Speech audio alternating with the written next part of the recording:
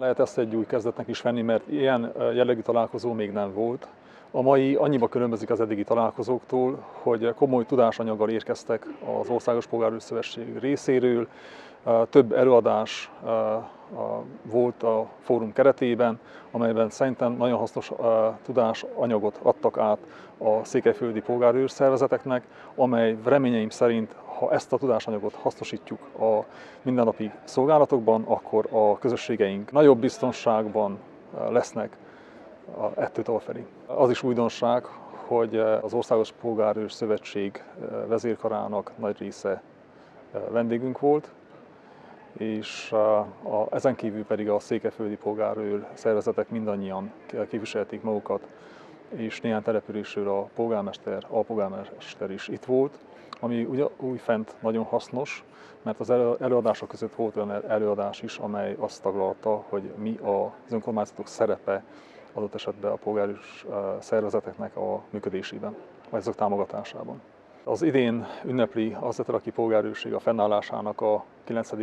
évfordulóját, és szerintem most a polgárőrségünk úgy létszámban, mint a szolgálat minőségében a csúcson van. Lassan egy évtizedes a kapcsolatunk a székelyföldi polgárőr egyesületekkel, de kétségtelen, hogy most egy új tartalmat kap majd az együttműködésünk. Tehát itt elsősorban arról van szó, hogy az Országos Polgárőr Szövetség,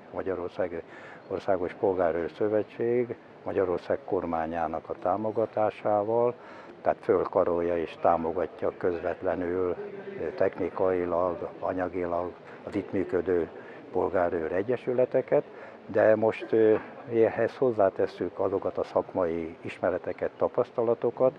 amelyek hát nálunk fölhalmozódtak, és tulajdonképpen szeretnénk átadni, annak ellenére, hogy más jogi környezetben működnek itt a polgárőr egyesületek, mint otthon, de úgy gondolom, hogy azért ezekből lehet szemezgetni, lehet bizonyos olyan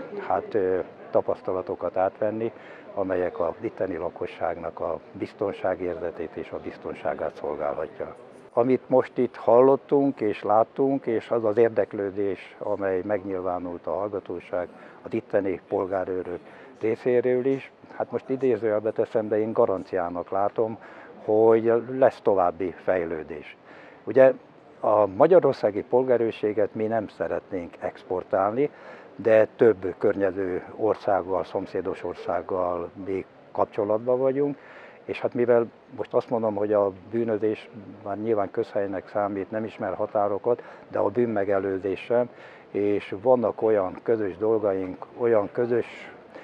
tapasztalataink, amit érdemes egymásnak átadni, hogy mit tehetnek a civilek, mert azért azt szeretném hangsúlyozni, hogy a hatóságok bármennyire is kiválóan működnek, bármennyire is kiváló a rendőrség és valamennyi rendészeti szerv,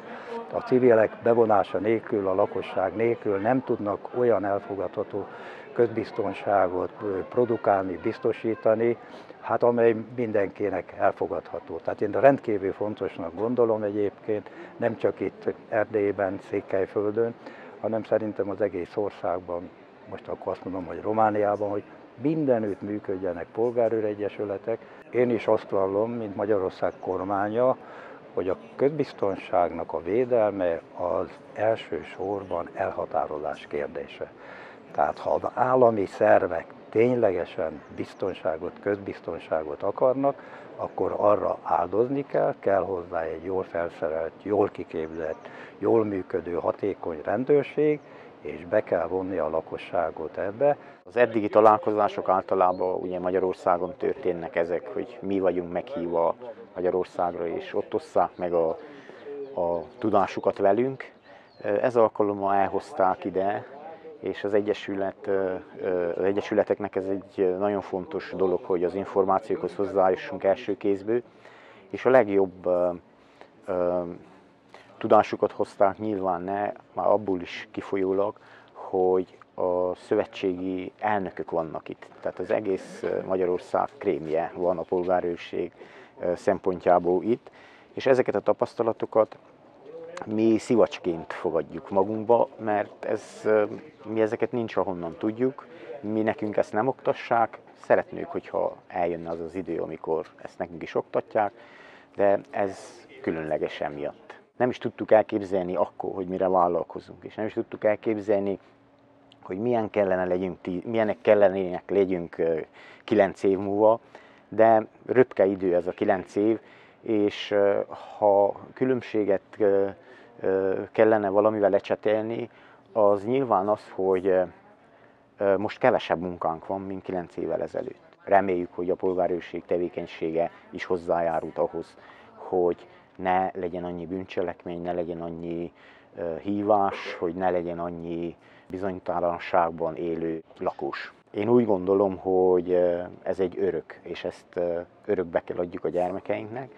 és nagyon fontos, hogy megértsék ők is, hogy mit jelent a közösségbe másokért tenni.